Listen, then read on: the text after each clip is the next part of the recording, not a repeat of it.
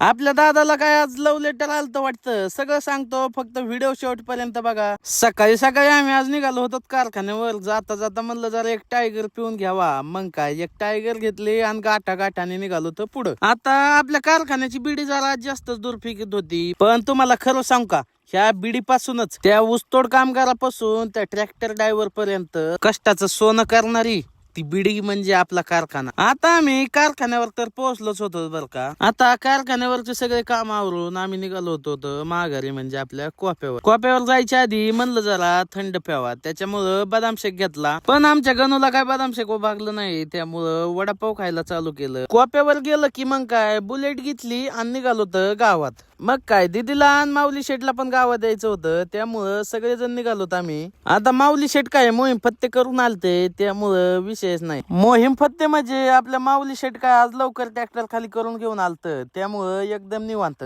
आणि आज काय बदाम शेक शिवाय आम्हाला काय भेटत नव्हतं, त्यामुळं परत एकदा बदाम शेक पेलं होतं. आज आपलं भैया काय लेबरला खायला घेऊन चाललं होतं वाटतं. मग काय आलो तर कोप्यावर आल्याच्या नंतर काय गप्पा एवढ्या रंगल्या ना की विषयच नाही. चला आता फक्त गप्पाच नाही मारायच्या, फडात जायचंय, ट्रॅक्टर भरायचंय आणि डबल कारखान्यावर घेऊन जायचंय. त्यामुळं काही विषय नाही भावांनो, तुम्ही तेवढं फॉलो करून घ्या, ड्रायव्हिंग व्यवस्थित करा. भेटू आता परत एका नेक्स्ट व्हिडिओ मध्ये.